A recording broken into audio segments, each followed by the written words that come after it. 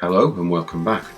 We're just going to get this Clockwork locomotive and coaches back to the siding here. Now they were from the RS2 train set of 1969 to 71. And then after we've switched points number 17, we're going to get the apple green B12 out of the engine shed there. Now she was catalogue number R.866s. Smoothly away and across the turntable through point 17, and then we'll switch points 18 behind her and off round past the station to collect the coaches. Now to do that we need to bring her beyond points number 11 next to the gasometer there to a stop, and then we'll switch those and we'll take her gently back through the points through number 12 there, and we'll collect those Teak L.N.E.R Clerestory coaches.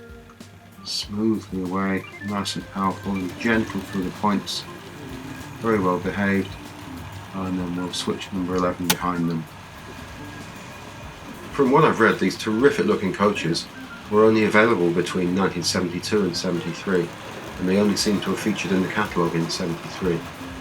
And we're going to bring her through points number 7 there onto the outside line. Just look how well behaved those are. These are really light coaches, and we'll close those points off into the third radius curve now and approaching the incline. Now we're going to bring her gently to a stop just at the top here, and then we'll have a swift look at the model. I think this is a very striking livery. These wonderful white bands around the boiler, it really does make it look rather special. Now she appeared like this in the catalogue in 1970 and stayed till 1974. At some time in 1971 she gained chuff chuff sound in the tender. She was initially offered with crew, but I believe the crew were dropped once the chuff chuff sound was added, and she got plated wheels in 1972. We've got the old D-shaped coupling at the front here, metal buffers just pushed into the plastic bodywork. We can see here this metal plate sticking through the bodywork, that's the part of the chassis, and along with the securing screw behind the cab, that holds the whole model together. The detail on the smoke box door is quite nice, and I do like this handrail which has been picked out in the silver and it runs the entire length of the model. I think that's just great. The front edge of the cab has these wonderful shaped windows in it, a couple of safety valves and a whistle perhaps, and some lovely detail just forward of the cab. Just look at that running number on the side of the cab, gold with a red drop shadow, really lovely. Excellent white lining running around here, and another handrail picked out in silver. No glazing in the cab windows of course, and again the lining on the tender is terrific too. There's some great detail on the back edge of this tender. I think this may be a handrail there and another one running down this edge. The paintwork on the buffer beam is a little bit messy. We've got metal buffer heads and the old D-shaped coupling here. There's some terrific detail on the top of the tender here. I think this coal load is rather crude. Just a swift look down the other side of the model here. We can see the detailing along the boiler is slightly different, but it really does show off these terrific green painted wheels. The spokes on the wheels in the tender have also been picked out in green. We'll have a look at those shortly. You can also see this wonderful step here. These are quite fragile and very often get broken off, along with these ones. They're quite vulnerable. And we can see the synchro smoke unit here just in the gap underneath the boiler there. Looking at the inside of the cab, it does show off these really wonderful windows. They are a great shape, aren't they? We do have some cab detail in there, and there's plenty of room for the crew. We've got the screw there which helps secure the body to the chassis, and here's the drawbar which simply plugs into the hole in the tender here. And there's some lovely detail on this tender on the inside edge there, isn't there? The cab roof is quite plain, there's not a great deal of detail to be had there. And there's that wonderful crude coal load again on the tender. Just a swift look around the front end of the model again and the back edge of the tender. Just looking on the underside of the tender here, we can just about see Triang's name hiding in there. We've got the catalogue number for the tender, which was R39, and just below that we've got built in Britain. That excellent securing screw there, which I believe is just a countersunk wood screw holding the two parts of the model together. Now these wheels are sleeved and they're on single metal axles, and the spokes have been painted up in green, which I think is quite nice, and the axle boxes are closed. If I just turn that around, I think that's really super detail along there. All those springs, I really love that. I didn't point out earlier when we were looking at the tender that she has been damaged in the past and has had a little repair with glue there. Just a swift look at the underside of the model here. We can see these wonderful green painted spokes in the wheels. We've got steel tyres. The model does have magnesium, so she is quite powerful. I love the centre wheel just painted up like that. I think that's terrific. We've got the old collection plate here and wire pickup springs. The old drive cog there. And we've got the front bogie held into place with a screw into the chassis. Just have a swift look on the inside of the body moulding here. We can see it's been moulded in green plastic and sprayed up in black. We've got Triang's name here and the original catalogue number for the black variant of this model, which was R.150, built in Britain. And you can see we've got the hole for the securing screw back there, and there's a tiny hairline crack in the plastic there. I think that's quite a weak point in the design of this particular model. Just a quick look at the chassis there. The motor looks to be in really terrific condition. And we've got the magnet hiding behind that rear drive wheel there, which provides that magnesium effect with those steel tyres, which gives us the extra pulling power. Here we've got the synchro smoke unit with an extension tube on it, so it lines up with the underneath of the chimney in the body moulding. We've got the cog there, which drives the synchro smoke unit, gives it that puffing effect.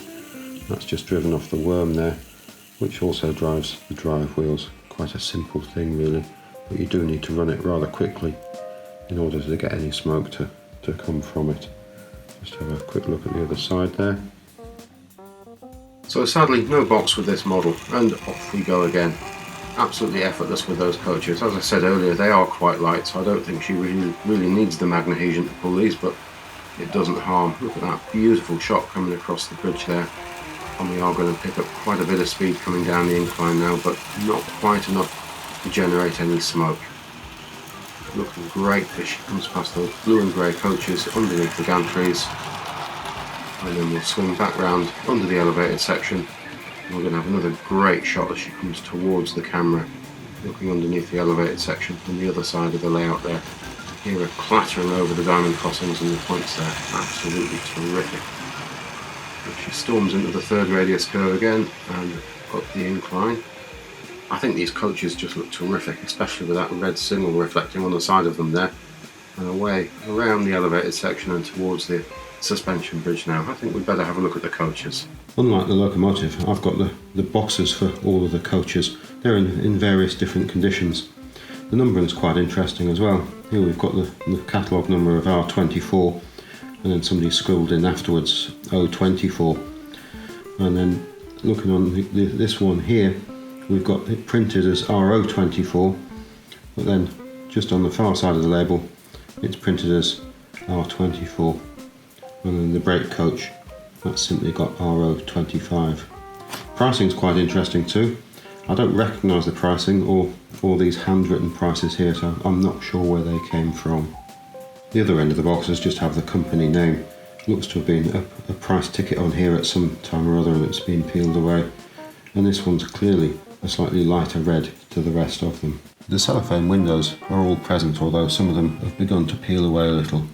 And the one at the top here looks as though it's either been stuck back in or replaced at some point. All four of these coaches seem to be held in place inside the packaging with yellow card inserts rather than the yellow plastic vat form trays which were becoming popular at the time. This teak effect was first used on the L.N.E.R Thompson style coaches back in 1970. The coaches released to go along with the apple green Flying Scotsman. And it's used to great effect here, I think. You can see the detailing on the ends of these two coaches is slightly different. We've got a little clip there which helps hold the roof in place, along with the securing screw that goes straight through the middle of the coach. We've got metal buffers just pushed into the plastic bodywork, the old tri and D-shaped couplings, and we can see we've got white rimmed wheels here. Just swiftly looking at the other end of these two coaches, this one being the brake and this the composite, the detailing here appears to be the same on both of them this time. The roof detail, just like the coach bodies, seems to be exactly the same as that used on the earlier GWR Clerestory coaches.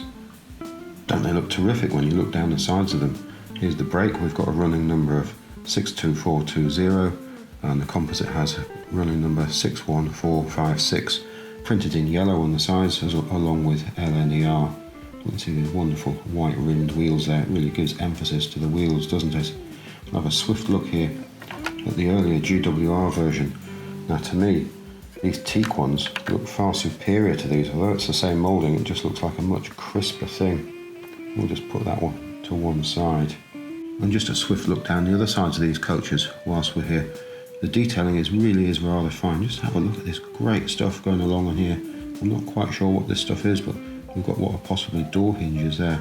It really is very, very fine. Both of these coaches share the same underframe detail, and we can see the very large securing screw there which passes straight through the coach to the roof, helping hold the whole thing together. Now we've got Triang's name there, even though we're safely in the Hornby Railways period now, made in England. These pencil marks always intrigue me. It must be the initial of either the operator who put this model together perhaps, or if these models were shared in a club perhaps, and that's the initial of the person who the model belonged to. And it does bear the model number here of the earlier Great Western coaches, and that's got R.866s, which was the composite model. We've got these plastic white rimmed wheels on metal pinpoint axles, and the old Triang D-shaped couplings riveted straight into the bogie. Just a swift look here at the underside of the brake. We can see the model number there, R.333 this time, which was the original catalogue number of the Great Western brake. And just going back to those pencil initials there, we have a completely different initial this time on this model. The black variation of this model, R.150, became available in 1963, and I featured it in a video earlier in the year. I shall leave a link in the description box if you'd like to have a look at that. But this time, I think I'm going to leave you with page 6 from the 1970 catalogue, the first year the B12 appeared in this wonderful apple green livery. Now if you look closely, she's got green steps, so I think this is probably just a proving model used for the photography for the catalogue. Thank you very much for watching. If you look back again next week, we'll have something else from this later Triang Hornby period. Goodbye now.